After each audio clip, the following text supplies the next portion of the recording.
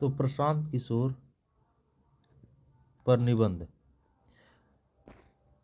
प्रशांत किशोर, जिन्हें आमतौर पर पीके के नाम से जाना जाता है, एक भारतीय राजनीतिकार, राजनेता हैं जिन्होंने अपनी अनूठी रणनीतियों और प्रभावी चुनावी अभियानों के लिए व्यापक पहचान हासिल की है। 20 मार्च 1977 को बिहार के रोहतास जिले के कोनार गांव में एक हिंदू ब्राह्मण परिवार में इनका जन्म हुआ। पिता श्रीकांत पांडे एक चिकित्सक थे, माता सुशीला पांडे एक गृहिणी थी। प्रशांत ने अपनी प्रारंभिक शिक्षा बक्सर बिहार में पूरी की। बक्सर बिहार में पूरी की। बाद में हैदराबाद में इंजीनियरिंग की पढ़ाई की। हालांकि उनकी रुचि और करियर ने उन्हें एक अलग दिशा दिया, जिसने उन्हें भारत की राजनीति में एक प्रभावशाली व्यक्तित्व बना दिया। प्रशांत किशोर अपने करियर की शुरुआत संयुक्त राष्ट्र के एक सार्वजनिक स्वास्थ्य विशेषज्ञ के रूप में की, जहां उन्होंने 8 वर्ष तक काम किया। 2011 में उन्होंने भारतीय राजनीति में कदम रखा और अपनी पहली सफलता तब हासिल की जब उन्होंने गुजरात के तत्कालीन मुख्यमंत्री श्री नरेंद्र मोदी के लिए 2012 के विधानसभा चुनाव में रणनीति तैयार की। उनकी रचनात्मक रणनीतियों जैसे चाय पर चर्चा, 3D रैलियां, रन फॉर यूनिटी ने नरेंद्र मोदी को भारी जीत दिलाई 2012 में, और उसके बाद गुजरात के मुख्यमंत्री के रूप में। बाद में 2014 में लोकसभा चुनाव में प्रशांत ने सिटीजन्स फॉर अकाउंटेबल गवर्नेंस नामक एक चुनावी अभियान समूह की स्थापना की, जिसने भाजपा को पूर्ण बहुमत दिलाने की भूमिका निभाई। ठीक है, 2014 में हुआ। उसके बाद इस सफलता के बाद उन्हें भारत के सबसे प्रभावशाली चुनावी रणनीतिकारों में एक बना दिया। 2015 में प्रशांत ने बिहार के मुख्यमंत्री श्री नीतीश कुमार के लिए महागठबंधन की रणनीति तैयार की 2015 में, जिसके परिणाम स्वरूप नीतीश कुमार तीसरी बार बिहार में विधानसभा चुनाव जीते।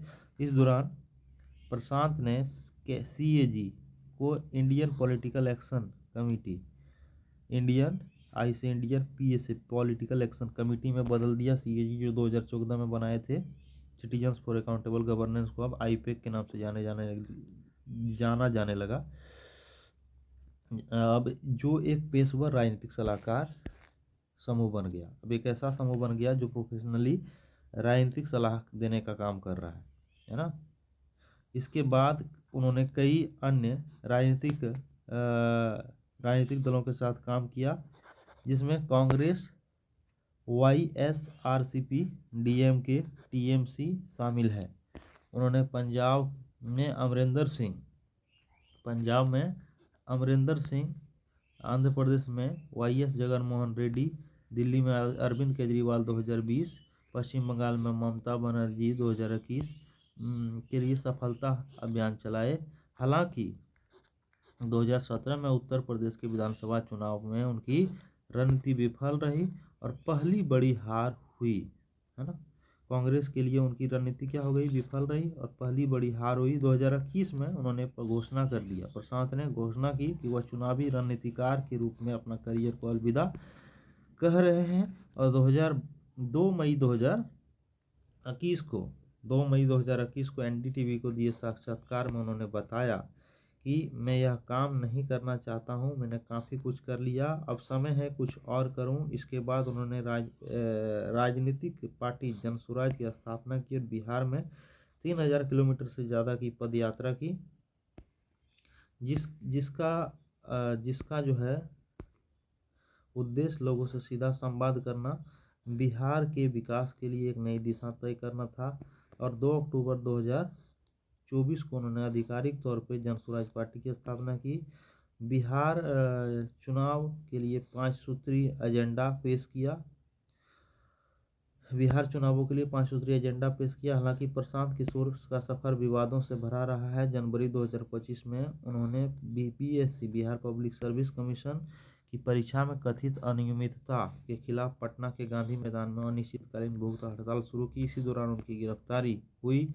उनकी सेहत बिगड़ने के कारण उन्हें अस्पताल में भर्ती करना पड़ा। कई लोगों ने उनके इस कदम को राजनीतिक स्टंट करार दिया। क्योंकि बिहार में विधानसभा चुनाव नज़दीक थे, इसलिए बीपीएससी का समर्थन करना उनका राजनीतिक स्टंट करार दिया कुछ आलोचकों का मानना है कि प्रशांत किशोर का छवि एक सामाजिक कार्यकर्ता के रूप में स्थापित करने की कोशिश कर रहे हैं। प्रशांत किशोर अपनी छवि को एक सामाजिक कार्यकर्ता के रूप में स्थापित करने की कोशिश कर रहे हैं ताकि वह पार्टी चुनाव का फायदा हो। प्रशांत की निजी जिंदगी की बात करें तो उनकी शादी जाह्नवी दास से हुई है, जो पेशे से डॉक्टर है, असम के गुवाहाटी से है। उनका एक बेटा। प्रशांत का व्यक्तित्व अनोखा है। वह कहते हैं कि वह टीवी समाचार नहीं देखते हैं, अखबार नहीं पढ़ते हैं, लैपटॉप का इस्तेमाल नहीं करते हैं। वह केवल अपनी फ़ोन का उपयोग करते हैं और काम के अलावा उनके पास कोई रुचि नहीं है। प्रशांत किशोर की कहानी हमें हिम्मत, बुद्धिमत्ता और राजनीतिक सोच की प्रशांत किशोर की कहानी हिम्मत की, बुद्धिमत्ता की और राजनीतिक सोच का मिसाल है। एक छोटे शहर से निकलकर उन्होंने भारत की राजनीति में एक अलग पहचान बनाई। हालांकि उनका आलोचना भी होती है। कई लोगों का मानना है कि वह केवल उन दलों को चुनते हैं जिनकी जीतने की संभावना ज़्यादा होती है। फिर भी यह सच है कि प्रशांत किशोर अपने रणनीतियों से सत्ता में कई नेताओं को पहुंचाया है। भारतीय राजनीति में एक नया अध्याय जोड़ा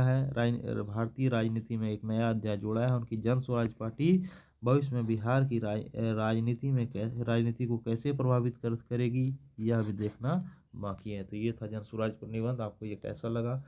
धन्यवाद।